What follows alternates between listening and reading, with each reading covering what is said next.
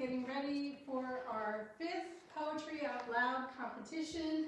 We have students from Plumas Charter School, Indian Valley Academy, Quincy High School, Long Valley Charter, and Chester High School competing today. 21 students. Poetry Out Loud is part of, Roxanne, I'm blanking. It's part of the National Endowment for the Arts. National Endowment for the Arts and the Poetry Foundation, is that part of it? National Endowment for the Arts and California Arts Council handles California. I am the coordinator for this event. I've been speaking with teachers around the county and students getting prepared for this day. We have 3 judges here from Plumas Arts, and we're about to get underway.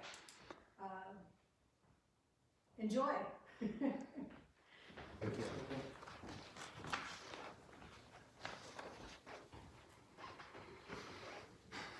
Just start if I'm ready.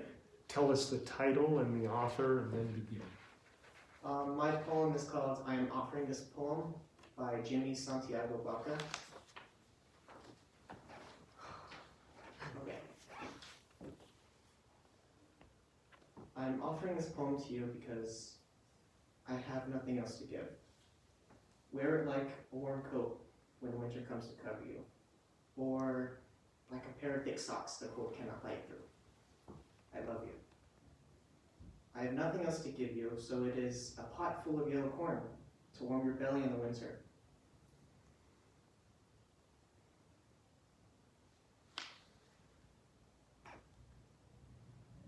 It is a scarf for your head to wear over your hair, or to tie around your face. I love you.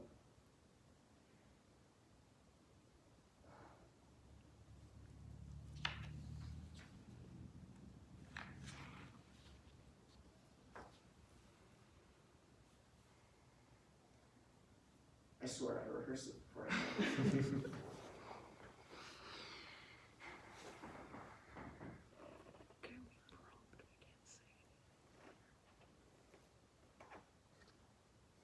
I I know the rest, I just can't think of the first line that I need. Am I allowed like a hint? Keep it. Keep it, treasure it as you would if you were lost or needing direction. In the woods, life becomes when mature and tucked away like a cabin or hogan in the corner of your drawer.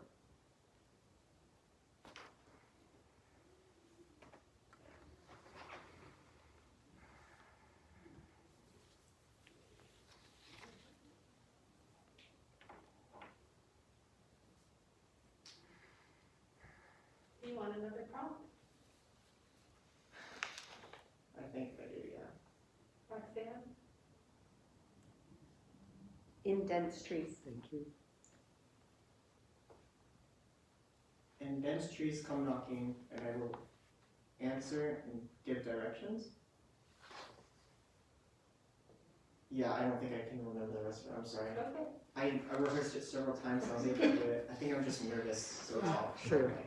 Yeah. Am I allowed to at least read it off with You the can full finish it enthusiasm if that you'd I can do? Yeah, That's finish. great.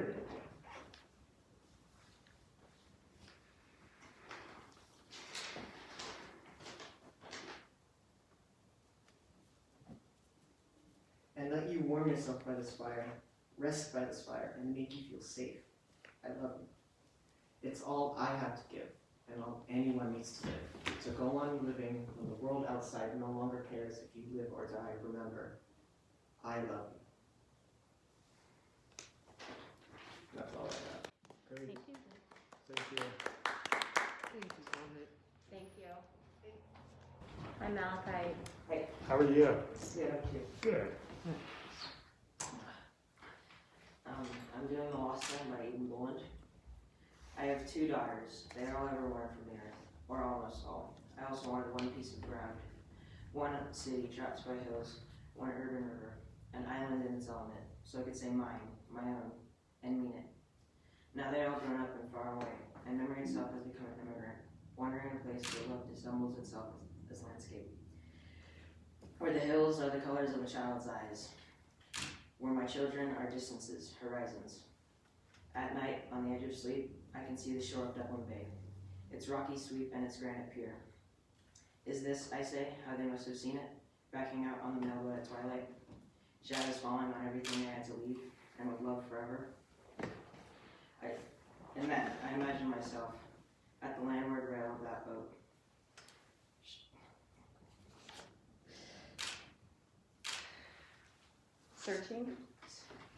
Searching for the last sight of a hand. And then I see myself on the underworld side of that water, the darkness coming in fast, saying all the names I know for a lost land. Ireland, absence, daughter. Thank you. Thank you. Thank you. Thank you. Hi, Sarah. Hi.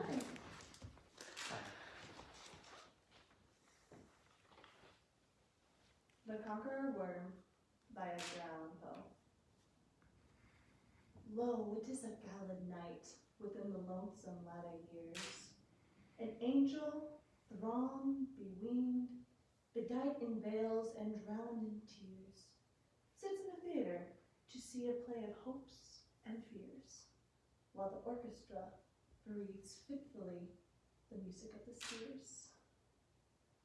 Mimes in the form of God on high mutter and mumble low, and hither and thither fly mere puppets they, who come and go at the biddings of vast formless things that change the scenery to and fro, flapping from out their corridor wings invisible woe. That multi-drama, oh, be sure, it shall not be forgot, with its phantoms chased forevermore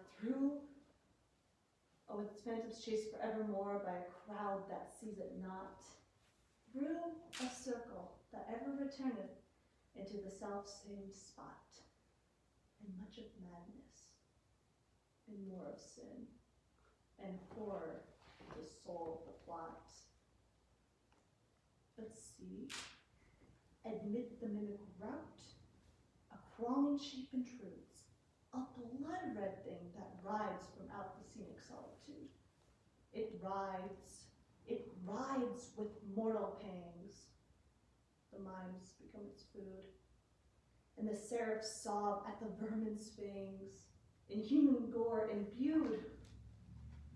Out are the lights, out all, and over each quivering form, the curtain, a funeral hall, comes down with the crash of a storm, while the angels, all pallid and wan, uprising, unveiling, affirm that the play is the tragedy, man, and its hero, the conqueror worm.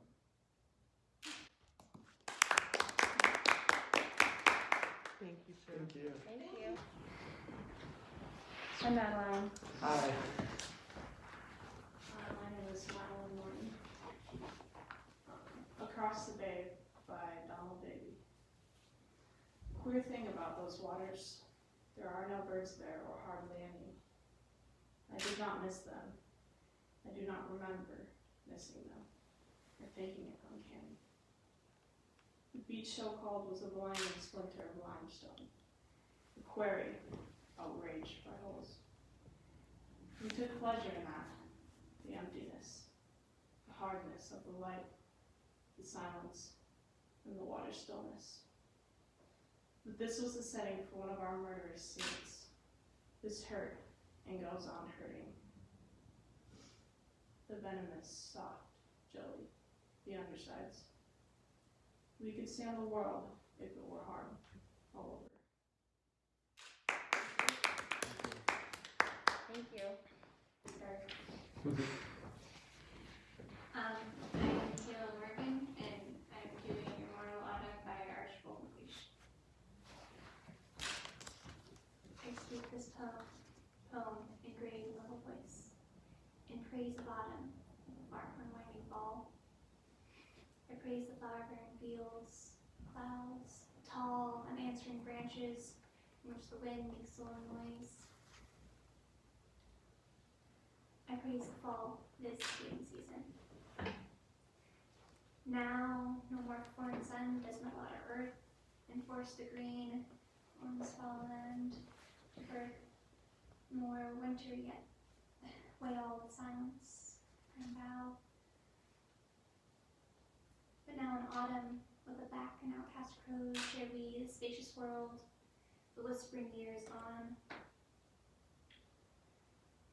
There is more room to live now. The one secret dawn comes late by daylight, and the dark and hard it goes.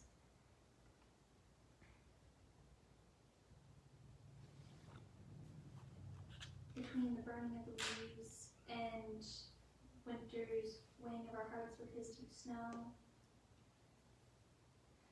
we are alone. There are no more evening birds we know. Naked moon, the stars fall at our eaves.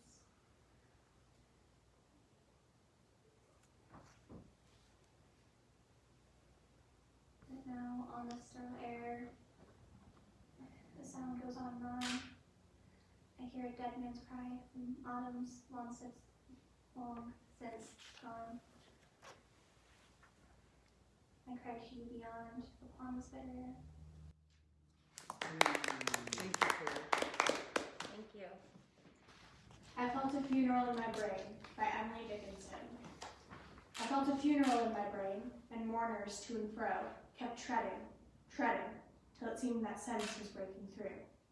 And when they all were seated, a service like a drum kept beating, till I felt my mind was going numb. And then I heard them lift a box and creak across my soul, with those same boots of lead, again, then space began to toll. As all the heavens were a bell, and being but an ear, and I, in silence, some strange race, wrecked, solitary, here. And then a plank in reason broke, and I dropped down, and hit a world at every plunge, and finished knowing, then. Thank you.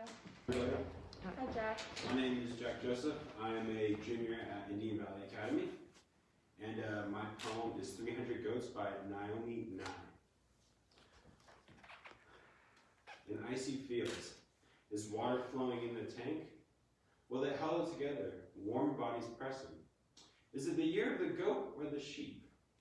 Scholars debating Chinese zodiac, follower or leader.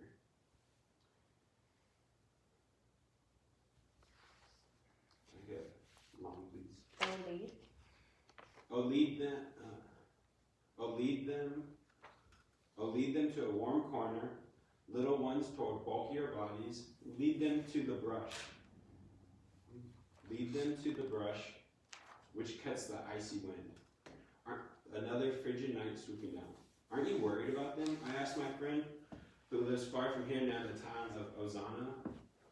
She shrugged, not really. They know what to do. They're goats. Thank you. How are you, Jake? Good, how are you? Good. My name is Jake Cook. I'm a 10th grader at Indian Valley Academy, and I'll be performing To Be Abused by Marge Kiersey. The people I love the best jump into work head first, without dallying in the shadows, and swim off with sure strokes, almost out of sight. They seem to become natives of that element. The black, sleek heads of seals bouncing like half-submerged balls. I love the people that harness themselves, an ox to a heavy cart, who pull like water buffalo with massive patience, who strain in the mud and the muck to move things forward, who do what has to be done again and again. I want to be with people who submerge in the task, who go into the fields to harvest and work in a row and pass the bags along, who are not parlor generals and field deserters.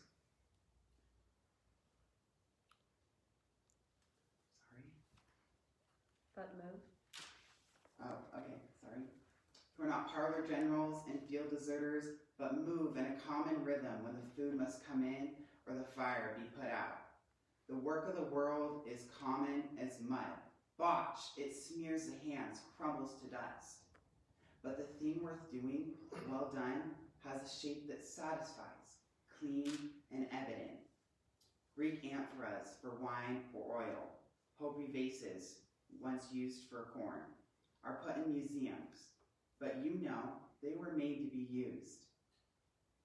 The pitcher cries for water to carry, and the person for work that is real.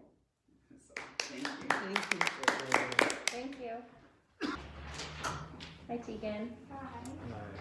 Hello, my name is Tegan Lopez-Schrammel. I am a 10th grader at Indian Valley Academy, and today I will be reciting After the Dinner Party by Adrian Sue.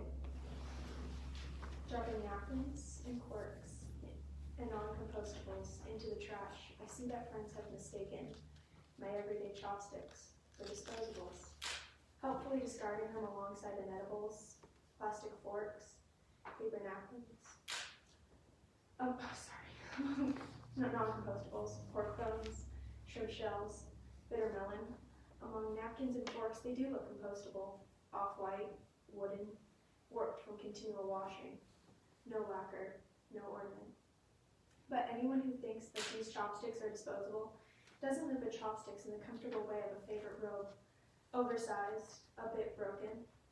Thin paper napkins, plastic forks, and non-compostable takeout boxes constitute the chopstick's natural habitat. To many I hold dear, with family or alone. I'll maintain that chopsticks aren't disposable, but if I can make peace with the loss of utensils, I'll be one of them, not digging in the napkins and forks. Compostable chopsticks are the answer. Oh my gosh, I missed a whole stanza, I'm so sorry. Can I start over real quick? Okay. Dropping napkins and forks into the trash, I see that friends have mistaken my everyday chopsticks for disposables. Helpfully discarding them alongside inedibles, pork bones, shrimp shells, bitter melon. Among napkins and corks, they do look compostable, off-white, wooden, warped from continual washing. No lacquer, no ornament. Gosh, okay, I'm done, I'm sorry. I forgot. Do you want a prompt? Yeah, after no lacquer, no ornament. But anyone who thinks, Oh, okay. But anyone who thinks that these chopsticks are disposable doesn't live with chopsticks in the comfortable way of a favorite robe. Oversized, a bit broken. Takeout boxes constitute the chopstick's natural habitat. To many I hold dear, with family or alone. I'll maintain that chopsticks aren't disposable, but if I can make peace with the loss of utensils when breaking bow with guests, then I'll be one of them, not digging in the napkins and forks. Compostable chopsticks are the answer, everyday and disposable. nice. Thank you. Thank you. Thank you. Hi. Hi, I'm Adeline Taylor, and I will be reciting Words by Polly Murray. We are spendthrifts with words. We squander words. We toss them like pennies in the air. Arrogant words. Angry words. Cruel words. Camaraderie words. Shy words tiptoeing from mouth to ear. But the slowly wrought words of love and the thunderous words of heartbreak, these we hoard. Thank you. Adeline. My name is Mildred Newell. I'll be reciting Diameter by Michelle Blyberg. You love your friend, so you fly across the country to see her. Your friend is grieving. When you look at her, you see that something's missing. You look again. She seems all there. Evening glasses, sarcasm, other pumps.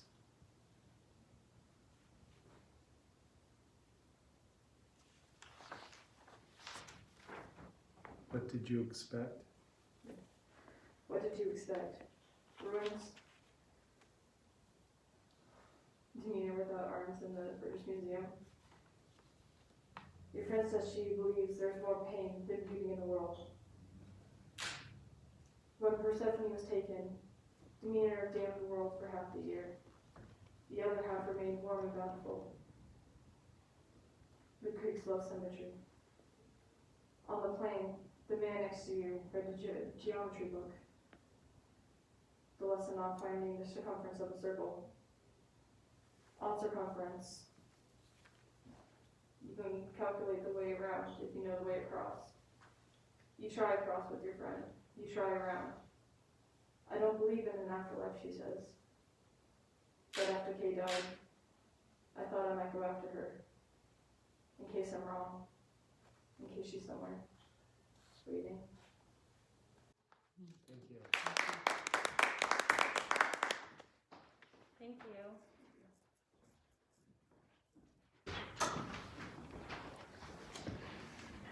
Alright.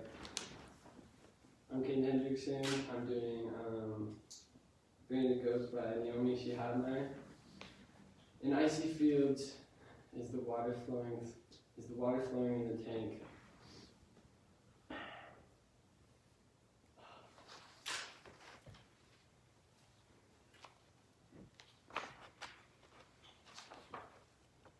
Will they huddle? Yeah, but they held together, one body's pressing. Is it the year of the goat or the sheep? Scholars debating, Chinese zodiac, follower or leader. I'll lead them to the one cover.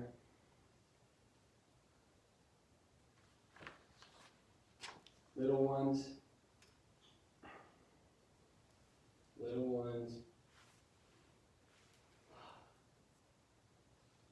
Toward bulkier?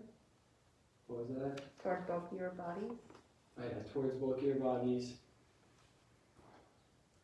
Lead them to the brush, which cuts icy winds. Another frigid night swooping down. I asked aren't you worried about them? I asked my friend, who lives by herself on a farm with goats. Far from here, near the town of Ozuno, she shrugs. Not really. They know what to do with their goats. Thank you. Thank you.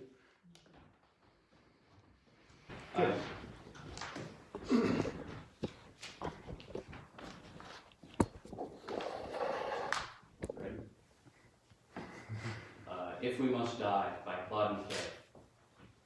If we must die, let it not be like hogs, hunted and penned in an inglorious spot, while round us bark the mad and hungry dogs, making their mock at our accursed lot.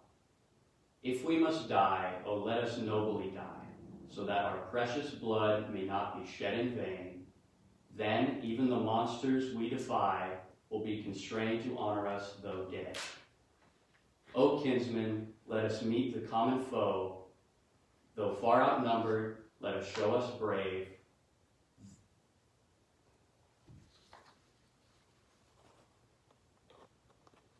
And for their 1,000 blows, deal one death blow. What though before us lies an open grave? Like men, we will meet the murderous, cowardly pack, pressed against the wall, dying but fighting back. Thank you. Hi, my name is Pong Kuo. I'm an 11th grader at Quincy High School, and I'll be reciting Cage Bird by Night. A free bird leaps on the back of the wind and floats downstream till the current ends, and dips his wings in the orange sun rays, and dares to fend the sky.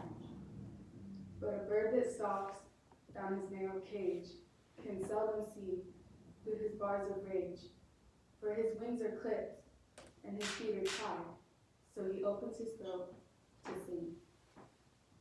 The cage bird sings with a fearful chirp of things unknown, but longed for still, and his tune is heard on the distant hill, for the cage bird sings of freedom.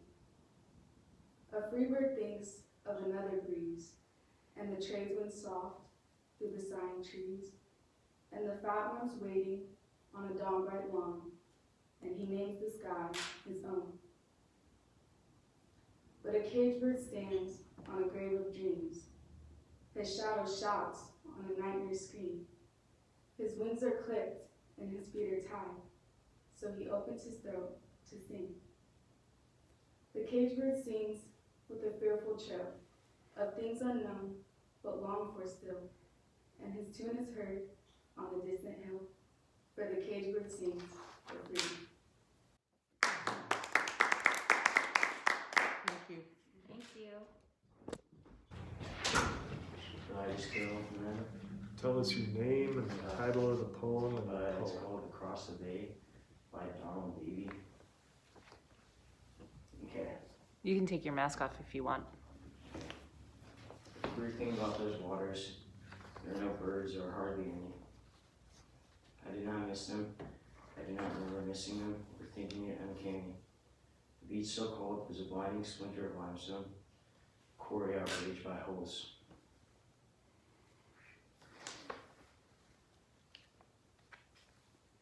We took pleasure. We took pleasure in that, the emptiness, the hardness of the light, the silence, and the water's stillness.